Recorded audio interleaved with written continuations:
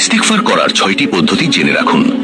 1, আস্তাগফিরুল্লাহ, অর্থ আমি আল্লাহর কাছে ক্ষমা চাই। সহিহ মুসলিম। নবীজি সাল্লাল্লাহু আলাইহি ওয়াসাল্লাম ফরজ সালাতের পর 3 বার পড়তেন। 2, আস্তাগফিরুল্লাহ ওয়া আতুবু ইলাইহ, অর্থ আমি আল্লাহর কাছে ক্ষমা চাই এবং তার দিকে তওবা করি। সহিহ আল বুখারী। নবীজি সাল্লাল্লাহু আলাইহি ওয়াসাল্লাম দিনে বহুবার পড়তেন। 3, আস্তাগফিরুল্লাহ আল্লাযী লা ইলাহা ইল্লা হুয়াল হাইয়ুল কাইয়্যুম ওয়া আতুবু ইলাইহি, অর্থ আমি সেই আল্লাহর কাছে ক্ষমা চাই যিনি ছাড়া কোনো উপাস্য নেই, যিনি চিরঞ্জীব ও সবকিছুর ধারক, এবং আমি তার কাছে তওবা করি। জামে আত-তিরমিজি, হাসান হাদিস।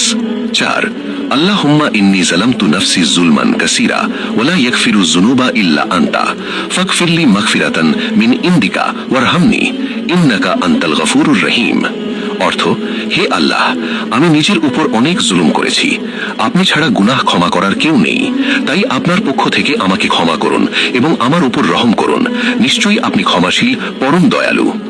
সহিহ আল বুখারী, সহিহ মুসলিম।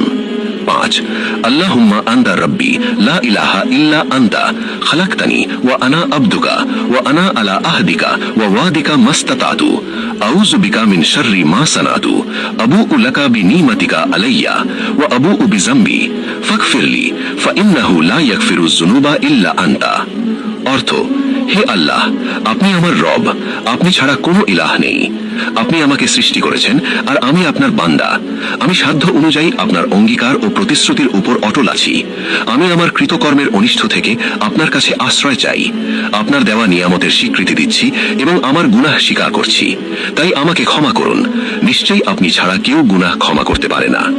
6, রব্বি ইন্নী যালামতু নাফসি ফাগফিরলি, হে আমার রব, নিশ্চয়ই আমি নিজের উপর জুলুম করেছি, অতএব আমাকে ক্ষমা করুন। সূরা আল কাসাস, আয়াত 16। নিয়মিত ইস্তিগফার করলে আল্লাহ তাআলা গুনাহ মাফ করেন, অন্তরে প্রশান্তি দান করেন এবং রিজিক ও রহমতের দরজা খুলে দেন।